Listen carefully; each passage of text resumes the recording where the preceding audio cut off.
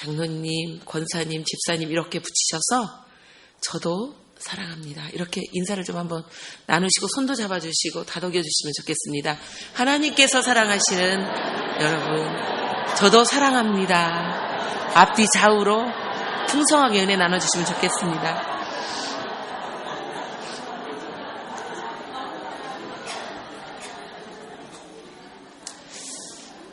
목사님을 따라서 작년에 처음으로 교도소를 방문을 했습니다. 그래서 작년에 3차례, 올해 1차례를 다녀왔습니다. 그래서 곧 또 2차례 정도 더 가야 될 것 같은데요. 제가 이제 이번에는 따라만 갔거든요. 그런데 이제 두려움은 없어졌어요. 문 하나를 지나 또 철문을 지나 또 철문을 지나 그 안으로 들어가서 미리 찬양을 하고 계시더라고요. 그런데 제가 이제 그 쭉 정면에 그 보호하시는 분을 따라서 들어가서 이제 정면으로 마주 앉진 않고 옆으로 비스듬히 앉았는데 제가 이렇게 눈 옆으로 봤더니 어느 곳이 보이냐면 하얀 고무신을 신은 그런 발들이 보이더라고요.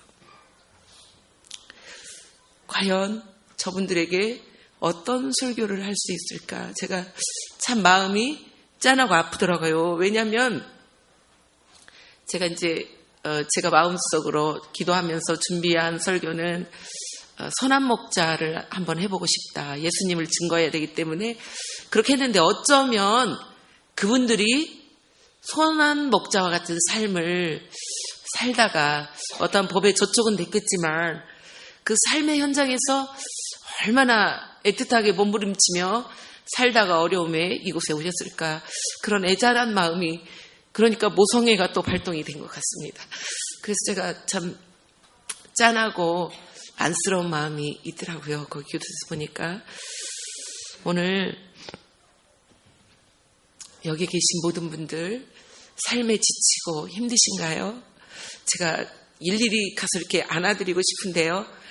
남녀가 유별하니까 그러지는 못하고 제가 마음으로 안아드리고 싶습니다. 그래서 이 대림절 우리 주님을 맞이하면서 힘과 용기를 내셔서 우리 주님을 깊이 만나는 그런 계절이 되고 그러한 삶을 살아가셨으면 좋겠습니다.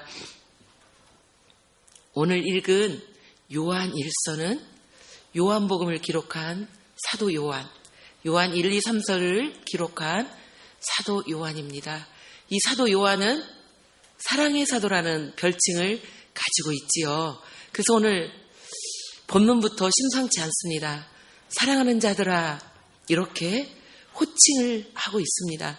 근데 저는 사도 요한이 그 형제 자매를 위해서 사랑하는 자들아 이렇게 불렀을 텐데 저는 그 본문이 왠지 하나님께서 저를 사랑하는 미수가 이렇게 부르시는 것 같아요. 그래서 얼마나 감동이 되는지 모르겠어요. 그래서 오늘 하나님께서 사랑하는 자들아 라는 그런 마음을 요한 사도에게 주신 것 같아요. 그래서 요한 사도가 하나님의 마음을 대변해서 사랑하는 자들아 우리가 서로 사랑하자. 왜 그 사랑을 해야 되냐. 우리가 본문 읽은 오늘 11절을 보니까 사랑하는 자들아 하나님이 이같이 너를 사랑하였은즉 너희도 서로 사랑하는 것이 마땅하도다 라고 말씀하고 계시고요. 사랑하는 자들아 사랑하는 자들아 사랑하는 자들아 사실은 4장에는 3번을 부르게 됩니다. 물론 그 앞전에도 사랑하는 자들이라는 호칭을 불러서 그 형제들을 부르는 것을 바라볼 수가 있습니다. 그러한 은혜가 된 사랑하는 자들아 우리가 서로 사랑하자. 그러면 서로 사랑해야 되는데 하나님께서 도대체 어떤 사랑을 보여주셔서 우리가 서로 사랑하라 이렇게 말씀을 하고 계실까요? 10절에 보니까 사랑은 여기 있으니 우리가 하나님을 사랑한 것이 아니요 오직 하나님이 우리를 사랑하사라고 말씀하고 계십니다. 이 사랑을 우리는 부모님에게서 조금이나마 저는 느껴봅니다. 자녀들의 어떠한 조건 있는 사랑을 통해서 부모님들이 자녀를 사랑하는 거 아니잖아요. 그냥 사랑스럽고 그냥 내 자녀이니까 그냥 뭔가 더 주고 싶고 뭔가 좀 더 베풀어 주고 싶고 그런 부모님의 사랑을 통해서 조금이라도 우리가 하나님의 마음을 느껴보셨으면 좋겠습니다. 이렇게 사랑하셔서 우리에게 독생자, 천지의 창조주 되신 그 하나님께서 화목제로 오셨다는데 저는 참 얼마나 이렇게 마음이 제가 이 말씀을 묵상하면서 얼마나 사랑하시면 이 모든 것들을 만드시고 얼마든지 우리를 다른 방법으로도 구원하실 수 있지만 하나님께서는 자신의 공의를 이루기 위해서 직접 화목제로 오셨다는 거예요. 왜? 우리를 살리려고. 그 안에 제가 포함되어 있고 오늘 여기 계신 모든 분들이 포함이 되어 있습니다. 전능하신 하나님께서 우리를 살려내시려고 화목제로 오셨다는데 저는 너무나도 마음이 뭐라고 표현할 수 없이 죄송스럽기도 하고 감사하기도 하고 저의 삶을 앞으로 어떻게 살아야 될까 이런 막 감동이 저희 몸 안에서 마음 안에서 일어나는 것들을 느꼈습니다. 그래서 어떻게 살아가는 것이 이런 하나님의 사랑에 보답하면서 살아가는 것이 될까? 일방적으로 찾아오신 하나님의 사랑입니다. 그래서 이 대림절에는 그런 하나님의 사랑을 좀 묵상하시면서 가셨으면 좋겠습니다. 어떤 분들은 복음을 전하면 나는 지금 바빠서 아직은 젊으니까 좀 나이가 들면 나는 죄가 너무 많은 것 같아. 아니면 술 때문에 담배 때문에 내가 지금 가지 못해. 이렇게 말씀하시는 분이 있습니다. 그런 거하고는 상관없습니다. 하나님의 사랑은 무조건적 일반적인 사랑이기 때문에 그냥 받기만 하면 되는데 너무나 그런 분들을 바라보면 안타까운 마음이 저에게도 있어요. 물론 죄송스럽죠. 하나님께서 우리 그리스도인들에게는 그러한 일들에 대해서 좀 부끄럽게 생각을 할 수도 있는 일들입니다. 그럼에도 불구하고 하나님께서는 그 모든 것들을 생각지 않으시고 일단 하나님께서는 일방적으로 우리에게 찾아오셨음을 말씀을 통해서 우리는 알 수가 있습니다. 출애굽 사건을 보면 이스라엘 백성들이 애굽에서 고통을 당하고 있잖아요. 그래서 하나님께서 그들을 보시고 일방적으로 찾아가셔서 그들을 구원해 주시는 사건을 볼 수도 있습니다. 그리고 너희들은 내가 너희들을 구출했으니 이렇게 살아야 된다. 모든 오늘 목사님께서 너무나 잘 저희들에게 말씀해 주셨습니다. 그래서 너희들은 세상의 빛이 되어야 되고 모든 이방인들의 언약의 백성의 삶을 살아내야 되기 때문에 너희들은 이렇게 구별해서 살아라 라고 말씀하시면서 일방적으로 찾아오신 하나님이심을 알 수 있고요. 저희가 또 아버지의 마음을 좀 잘 표현해서 본다면 아버지의 왕권을 반역한 압살롬을 들 수 있죠. 다윗 왕의 그 아버지의 왕권을 반역하여서 찾아왔는데 그 압살롬이 상수리나무에 걸려서 죽게 됩니다. 그 아들을 바라보면서 다윗 왕이 엉엉 우는 것을 바라봅니다. 내 아들 압살롬아, 내 아들 압살롬아. 오히려 그를 도왔던 장수가 그러면 차라리 우리가 죽는 것이 나을 뻔했습니다 라고 이렇게 할 때까지 그 아들을 위해서 애통하는 그 아버지의 심정이 우리의 하나님의 사랑을 좀 이해해보면 어떨까 싶습니다. 또한 누가복음 15장 탕자의 비유를 너무 우리가 잘 알 수 있죠. 아버지의 재산을 아버지가 돌아가시면 받아야 될 유산을 미리 챙겨가지고 그 떠난 아들이 거지가 되어서 왔을 때 얼마나 그가 냄새나고 추한 꼴로 왔을 텐데 상거가 먼 그곳에서 아버지가 알아보고 그 달려나가서 그를 안고 입 맞추고 목을 끌어안은 그런 아버지의 모습을 보면서 하나님의 우리가 마음을 좀 느껴보면 어떨까요? 그런 하나님의 마음을 이 대림절을 기다리면서 다시 오실 우리 주님 초림으로 오신 성탄절을 맞이하면서 그런 우리 예수님을 좀 기억하면서 좀 기다려봤으면 좋겠고요. 호세아 11장에서는 하나님의 마음을 잘 나타내고 있습니다. 제가 좀 읽어드리겠습니다. 에브라임이여 내가 어찌 너를 놓겠느냐. 이스라엘이여 내가 어찌 너를 버리겠느냐. 이스라엘이여 내가 어찌 너를 버리겠느냐. 내 마음이 내 속에서 돌아서 나의 국률이 온전히 불붙으다도다. 이렇게 말씀. 불붙으다도다. 내가 너희들을, 그들은 사실 하나님께서 뭐라고 말씀하시냐면 내가 너희들에게 준 복으로 너희들은 그걸 가지고 이방 아무것도 아닌, 말하지도 못하고 듣지도 못하고 너희들에게 아무것도 도움이 되지 못하는 이방 신을 향해서 그들에게 절하고 그들에게 또 옷을 입히며 그들에게 모든 것들을 이렇게 치장해주는 그런 모습의 이스라엘 백성들을 바라보면서 내가 마음이 돌이키겠다. 내가 마음이 불붙다 해서 너희들을 사랑하는 호세아서를 보면 너희들을 사랑하는 마음이 불붙다 해서 너희들을 위해서 돌이키겠다라고 말씀을 하고 계십니다. 요즘 새벽에 로마서를 묵상하고 있거든요. 그런데 저희가 이 성탄절을 맞이하면서 주인공 되시는 예수님보다는 어쩌면 우리의 거칠애와 치장과 이런 것들에 더 중심을 갖고 있는지 모르겠습니다. 오늘 유튜브 친구 중에 하나가 이제 제가 헌금 기도를 해주면서 이거는 누가 오실 그 생일을 예비해서 우리가 이걸 한 걸까? 이제 이렇게 물어봤어요. 그랬더니 산타 할아버지? 그러더니만 얼른 그 문구를 보더니만 아기 예수님 이제 나중에 조금 지나서 그 이야기를 하더라고요. 그래서 너무나 감사했는데요. 그래서 얼마나 어린 시절에 하나님 말씀 교육이 중요한가 다시 한번 알 수가 있겠습니다. 그렇습니다. 이 대림절에 주인공 되시는 예수님에 대해서 저희들이 얼마나 묵상을 하고 있는가. 아들을 보내신 하나님에 대해서 그 하나님의 사랑도 묵상을 하시면서 그 주인공 되시는 예수님을 얼마나 묵상을 하고 있는지 우리는 그 화목제물로 오신 예수님을 좀 묵상을 했으면 좋겠습니다. 물론 저도 고등학교 시절을 보내면서 저희 교회는 제가 다녔던 고등학교는 감리교회에서 제가 세를 받았는데요. 바로 군산 얼명공원 아래에 있었습니다. 그래서 특별히 성탄절이면 저희들이 너무 놀기가 좋겠잖아요. 월멍경원이기 때문에. 그래서 그곳에서 많이 놀았던 추억도 있고 예수님보다는 저희들이 놀고 그런 일들에 많이 치중했던 것을 저도 생각을 해봅니다. 그런데 오늘 로마서에서는 모든 신문들을 다 내려놓고 로마서를 읽으시면 좋겠다라는 생각이 들기도 합니다. 왜냐하면 로마서를 통해서 변화된 세 사람만 들어보도록 하겠습니다. 그게 누구냐면 처음에 이제 어거스틴입니다.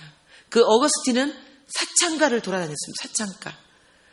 사창가를 돌았다는 것은 어디일까요? 술집 이런 데를 돌았습니다. 그래서 사생아까지 나왔던 그가 어머니 모니카의 기도로 돌아왔다고 하는데요. 그가 환상인지 어쩐지 모르는데 그 우리나라 말로 하면 책을 들어라 이 음성을 듣고 책을 편 것이 로마서 8장 11절에서 13절이라고 합니다. 그래서 그때는 어두운, 제가 한 절만 좀 읽어보도록 하겠습니다. 13절, 로마서 8장 13절만 읽어보겠습니다. 너희가 육신대로 살면 반드시 죽을 것이로되 영으로서 몸의 행실을 죽이면 살리니. 11절 로마서 이 말씀을 듣고 그가 변화를 받아서 그렇게 유명한, 그렇게 하나님께 쓰임받는 거장이 되었음을 알 수 있습니다. 마틴 루터입니다. 로마서 1장 17절. 죄송합니다.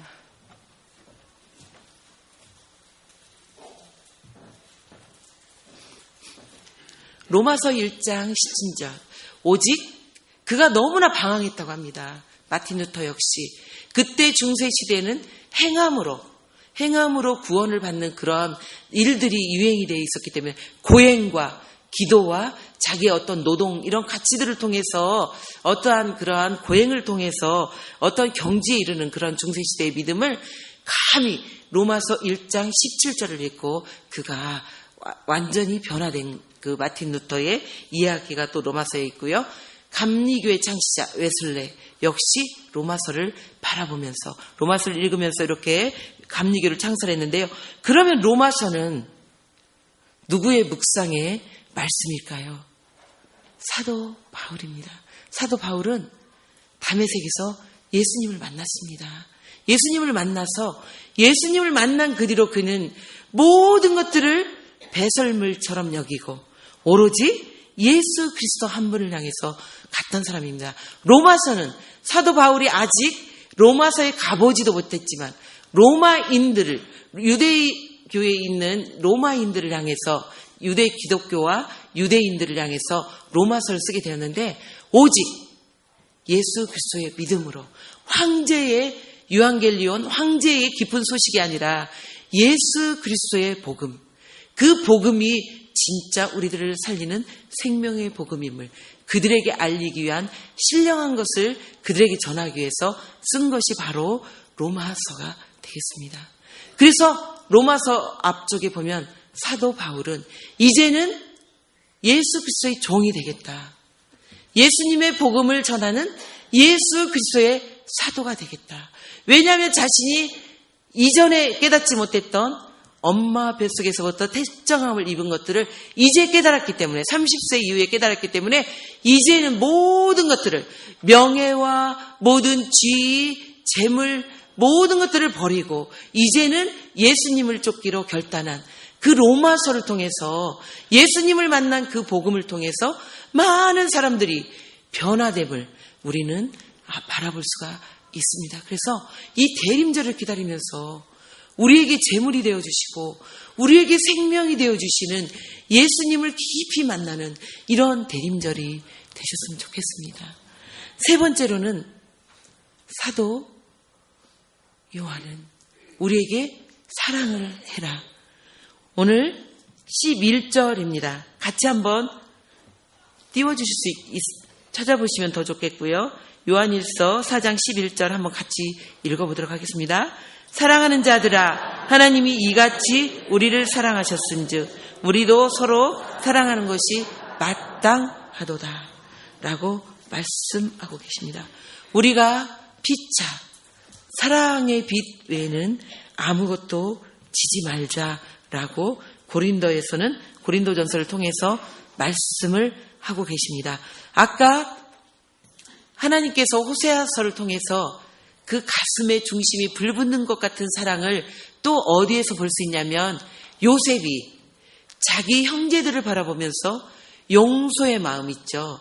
내가 이렇게 하나님께서 여기에 보내신 것은 하나님께서 당신들이 나를 보내서 게 아니라 하나님께서 미리 예비해서 이곳에 보내셨다라고, 그러면서 그 형제들을 사랑하는 그 마음 안에 이 불붙는 것 같은 사랑의 마음을 같은 원어로 쓰고 있거든요.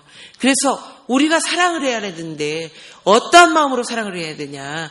하나님께서 불붙는 것 같은 그 사랑의 마음으로 우리들도 형제들을 위해서 사랑을 해야 된다는 거예요. 사랑하는 자들아 우리가 서로 사랑하자. 그런 사랑을 가지고 해야 되는데, 이 사랑의 표현을, 물론 하나님 사랑은 하나님의 계명을 지키는 것이 하나님의 사랑입니다. 그럼 이웃에 대한 사랑은 어디에서 우리가 바라볼 수 있냐? 고린도전서 몇 장이 사랑장이죠? 13장이죠. 12장은 은사장입니다. 그래서 그 은사장을 바라보면 지식의 말씀, 지혜의 말씀, 믿음, 방언, 예언, 여러 가지 은사들이 나옵니다. 그런데 그 은사보다 더 큰 은사를 사모할 것인데, 그 더 큰 은사가 뭘까요? 사랑입니다. 사랑도 우리에게 은사로 주셨습니다. 그래서 오늘 세 번째는 저희에게 은사를 사모해야 됩니다. 우리에게 그런 사랑이 없다면 은사이기 때문에 우리는 그 은사를 사모해야, 하나님께로부터 받은 그 은사를 통해서 우리가 사랑을 펼칠 수가 있는데요. 그 13장 사랑은요, 우리가 너무 잘 알죠. 사랑은 오래 참고. 네, 우리가 오래 참지 못하는 성격이 있나요? 오래 참지 못해서 모든 삶을 엉망진창으로 만드는 일들이 있으신가요? 사랑의 은사를 구하십시오. 오래 참도록 은사를 구하십시오. 그 다음에 온유하지 못한가요? 온유는 뭔가요? 친절하지 못한 것들 때문에 늘 자기의 마음은 친절한 것 같은데 남들이 느끼기에 친절하지 못한 것 같은 그런 성품들이 있거든요. 그래서 그런 마음이 없다면 오늘 사랑의 은사인 온유를 구하시기를 원합니다. 또 투기하는 거, 투기는 질투죠. 질투를 동료를 향해서, 이웃을 향해서 투기하는 것이 있더라면 이것도 하나님께서 거두어가 주시고 투기하지 않고 사랑할 수 있는 마음을 주시라고 구하시면 좋겠습니다. 또 자랑은 자신의 우월감을 나타내는 것, 자랑하는 것. 이러한 자랑의 마음보다는 그보다 아픔이 있는 곳에 사랑으로 품을 수 있는 그런 마음, 교만한 마음. 이 교만은 너무나 우리에게 패망의 선봉이죠. 넘어짐의 앞잡이죠. 이런 교만한 마음을 거두어 가시라고 사랑의 은사를 오늘 구하시면 좋겠습니다. 그리고 자기의 유익을 구치 아니하고 물에 행치 아니하고 성내지 아니하고 악한 것을 생각지 아니하고 불의를 기뻐하지 아니하며 또한 모든 것을 참으며 모든 것을 믿으며 모든 것을 바라며 모든 것을 견딜 수 있도록 사랑의 은사를 오늘 사모하시면서 구하시는 대림절이 되셨으면 좋겠습니다.